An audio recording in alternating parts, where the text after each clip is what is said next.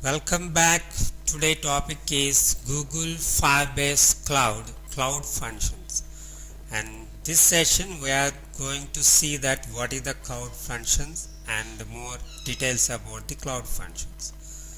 So there here in cloud function, what is the cloud function? This cloud function, look at here.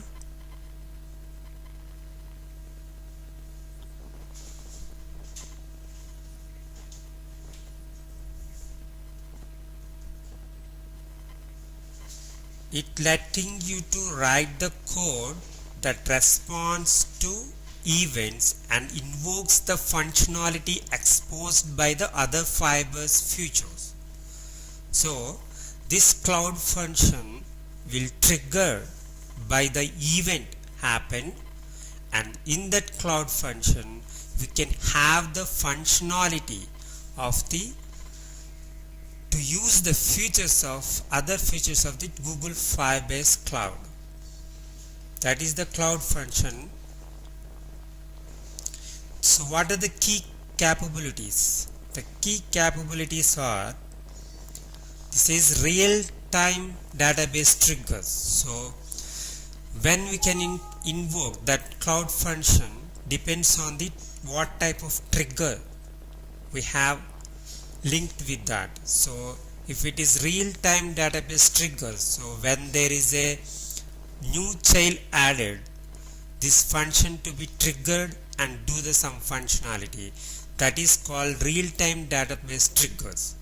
And where you can use is Firebase authentication trigger. So when user login and log out, we want to send message that you are logged in successfully.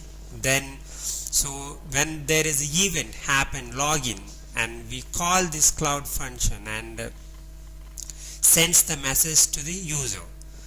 Next is analytical triggers. Analytics triggers means it is the log event. So we want to store the log when anything user interaction has happened with the app, and we want to store that log, and we trigger the cloud function, and then there we get the log and then we store it.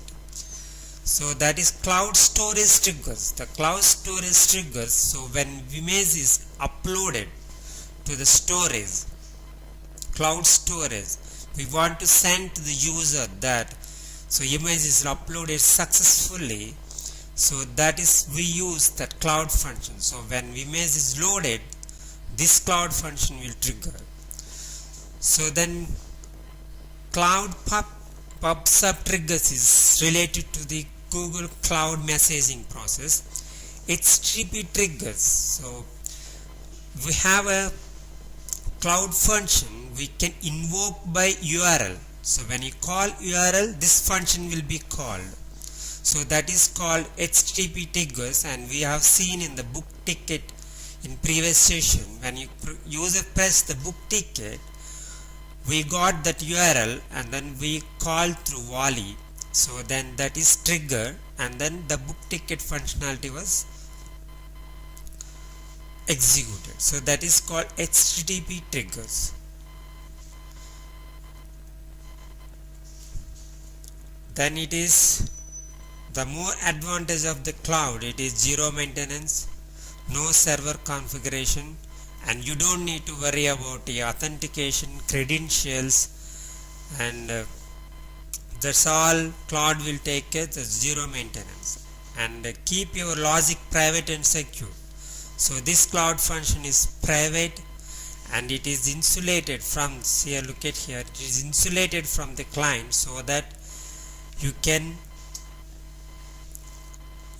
be sure it is private and always does exactly and what you want. So it is private and secure. So how does it work?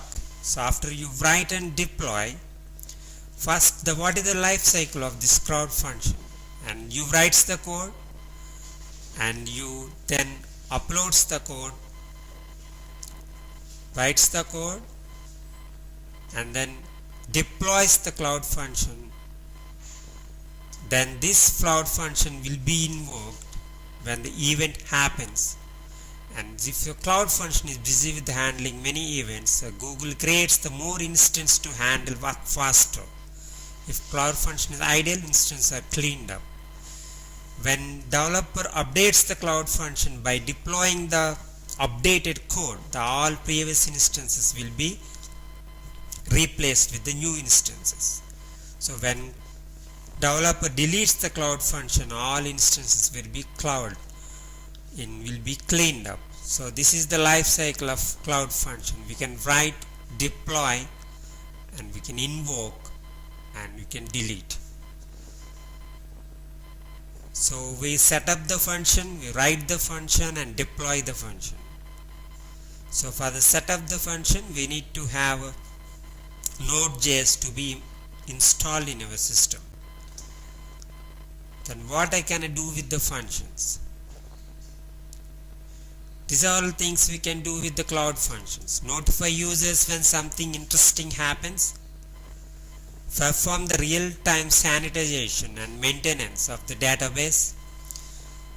And execute intensive tasks in the cloud instead of in your app. And integrate with third-party services and APIs. This diagram tells you that real-time database, and when user follows that, when someone in Twitter you follows the user, otherwise, and then snag that, and it is add to the database, and then when new child is added with the new follower, this function will be triggered, and this function, what we code there, is to send a message to the user. So this is database trigger cloud function. Look at here, this is also database trigger cloud function. When you want to, if there is chart application and there is inappropriate words in the text, so when user sends the message, it writes to the database. When on write event, we read that message, and this function will be triggered, and that message will be passed to this function, and we edit it and then write it back to the database. These are all things we can do with the cloud function. Look at here this diagram. When you upload the image in the cloud storage, this function will be triggered, and then it converts the thumbnail, and then that thumbnail will be stored in the storage, and then that will be sent to the user. That there is a thumbnail, we can download that thumbnail from cloud storage, and at the same time the path of that image will be stored in the database. So when user uploads the database, we can trigger the function to create the thumbnail, and that function will write the path of that image in the database. So whenever you want to access this, we can access the through path stored in the database. That is third-party services also we can use this cloud function. So that is the exposing that works better with other services by calling the exposing web APIs. So that is called HTTP triggers.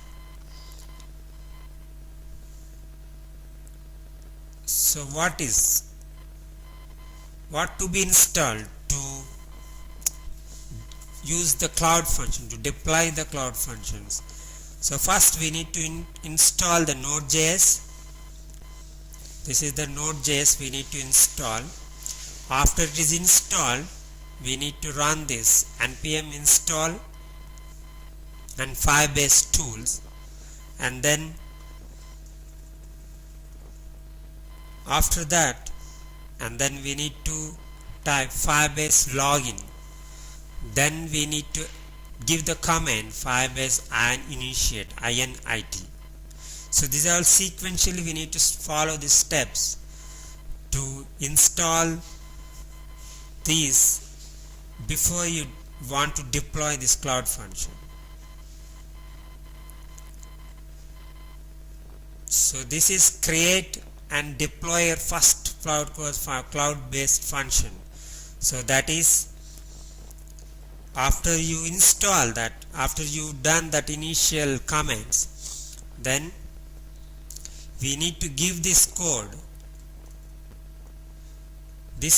we need to give it in the index.js that located in not program files and node, and it is located in your local directory under npm node underscore modules and Firebase tools and functions. There you find the index.js. So your own directory you can have you have to include these functions in the index.js. That first statement should be this one. So after including that, we need to code the function there. That is, just to take this is the structure of the cloud based function, that is exports dot your function name, whatever it may be. This in this case, this is add. This is name of the function, and this case this is add message, and this is HTTPS on request. That is, this function will be invoked by URL, and then while you invoke the URL, we pass the text. That text this is, and that text will be inserted in the database like this.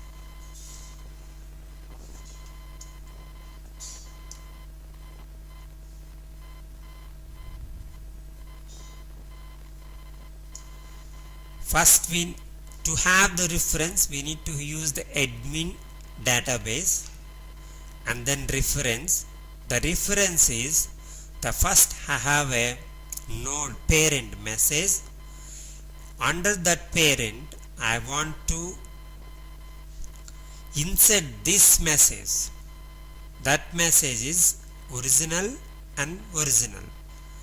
So the original is the key. This is the value. The original is the key. The key is original, and this is the value inside the whatever the text we passed. So that will be inserted. So and then the page redirect to the snapshot, and that newly inserted child will come through this snapshot. The snapshot will have newly inserted child. So this is the reference, and we are redirecting. After this function is executed, we redirect to the URL, that is snapshot.reference. That reference will be the messages. That is this one. Next, that is add message. We code the function now. This one we code now, and we included in the index.js. This functionality is take the text from the parameters on the URL and then insert that into database. This push will do that. The push will do that. It creates the node with your ID, and under that ID it inserts this child. Original is a key, value is whatever the parameter it is. We got it. So that is add message. Now we coded now how to deploy it. So we have the path with the local directory, that is npm modules, Firebase tools and functions. Firebase tools, then in functions we code. So In Firebase tools, we need to set the path till that folder, and then we give this command Firebase deploy only function. So these all functions will be deployed, and it generates, this is HTTP trigger function, so we need to have a URL for that, and it gives the URL there. This URL it will gives that. If you take that URL and then if you give it there, and it executes invokes that cloud function. So one more is, this is database trigger cloud function. So database trigger cloud function is like this: exports, and we need to give the function name, whatever it is you want. This is called function name, and in this case the function is make uppercase. So when the message inserted in the database, and it calls this, invokes this function and converts to the uppercase, and then it adds another child with the uppercase. So database will have the original message, and below that it will have the uppercase of that message. So for that, what we need to do, this is message folder, this is ID.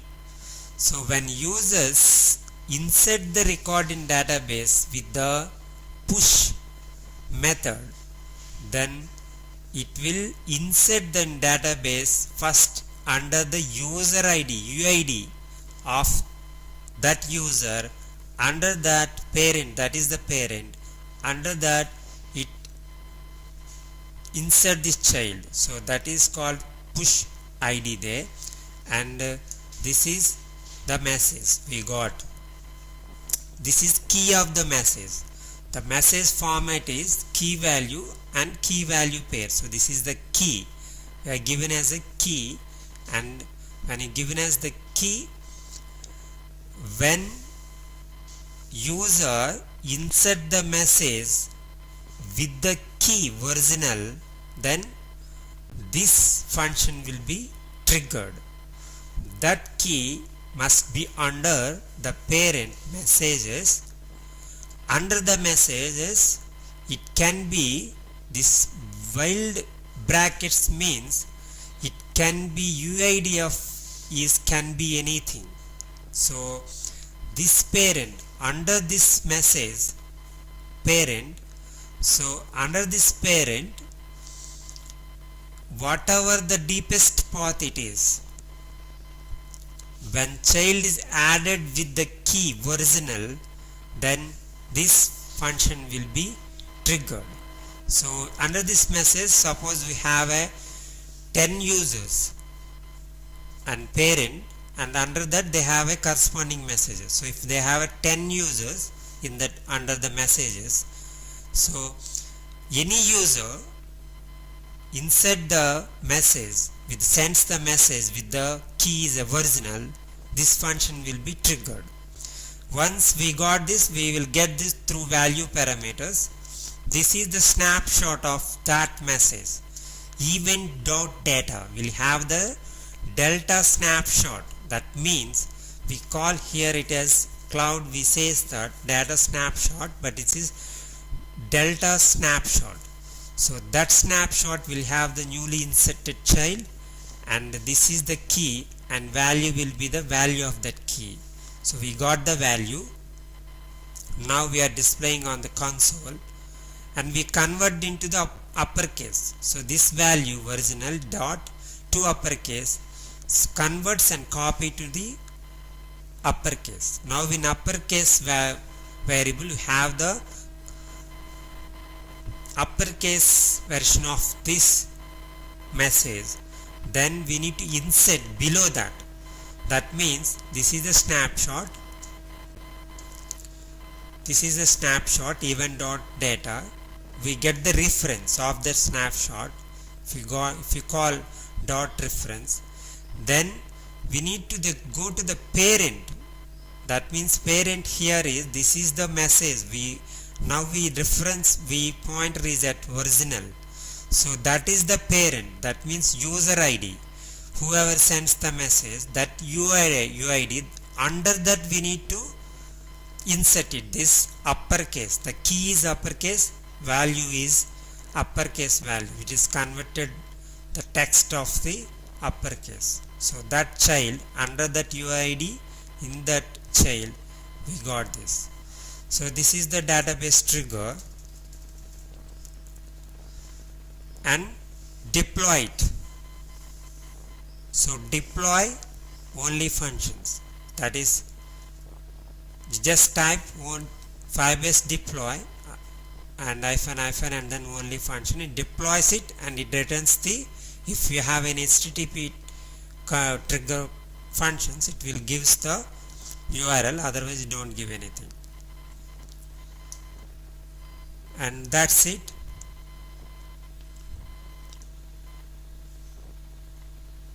That is the process of the cloud function.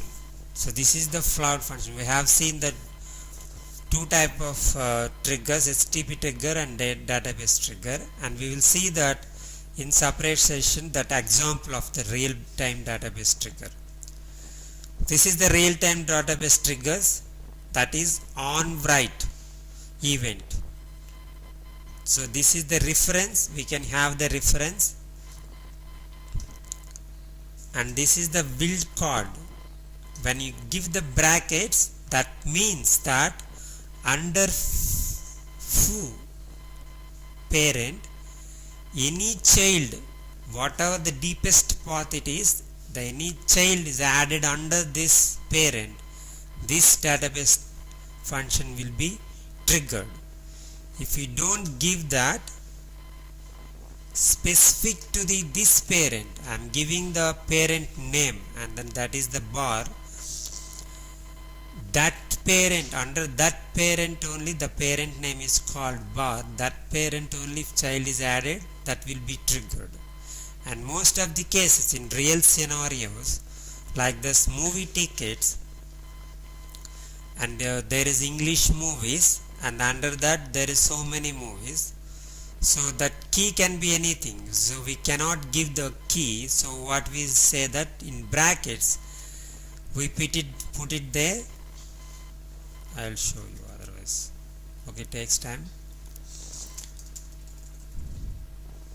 That means it applies to the all the movies under the English parent. If there is any, if have under the root we have the Telugu, Hindi and English. So under that is here, that is I put that this is the movies, and then I put that build code, and then that is the language. Then so whichever the when I add movies to the any of the languages, this database will be triggered, that is called build. Otherwise if I give the Telugu here, English here, then only when child is added to the English, then only this will be triggered. So this is the original message, so this will be triggered, that is explained in the previous session. So here that point to be noted here, this is on write event, this is on write event. When you write on the database, it will be triggered, and where you write we will give the path here, and then once the child is inserted, this will have the snapshot, and if you give the key, that will give a child key and value, that child value will give. So these three are main statements here. This is the reference, on write, and that event snapshot will have the event of data. You want to refer previous value, then this snapshot, if we call previous, it will gives the previous value of that child you have added. That means if you are adding with the new child with the same key name, then you want to refer that old one, we need to call event.data.previous. Dot exist says that if it already exists. Here, see here, that is previous exists. So previous data exists, it will say that. If data exists and that is deleted, when you this on write is not only that when you insert the database, event will be triggered when they remove the child also. So if they remove the child, I don't want to do anything. So that is event data exists. It gives that if there is any child with the key value original, then it returns. So I don't want to do anything when it is removing, so I will just return it. So that is the way. I want to read that previous one, what is there in that data, then we use the previous. So we will get that this one will have the newly inserted snapshot, previous one will have the previous snapshot. So that is uppercase we have seen here, and then we are inserting over here. So when you want to monitor the changes, also we can write the event. Not only insert, we want to monitor the changes. That means this event, this is the reference where you want to monitor. Under the profiles parent, we have so many users. So any user under the profile parent, that is build code says that any user under the profiles change the profile picture, this event should be triggered. If I don't give this curly brackets, if I give the user ID, that only UID, that user adds the profile, then only it will trigger. That is the point here. Remaining all simple. So this is event and this is event data, that is snapshot of the data, and then we'll have that snapshot, and then it is changed. If it is changed, then I'll update the profile. So this, whatever the you written events, when you update also it will be called on write. Sometimes you don't need to do old value, just need to know whether data has changed. We can see if data changed at the part using changed. So this triggered when you remove, when you add, and when you change. So when you change, how you know? We need to call this method whether it is changed or not. So we know that this is called for when profile is picture is changed. And that's it.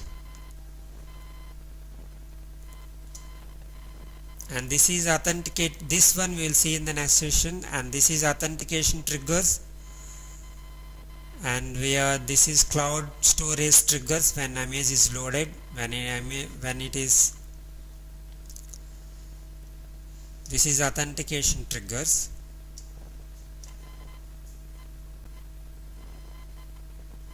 And we all will see this. Next session we are going to discuss about real-time database triggers.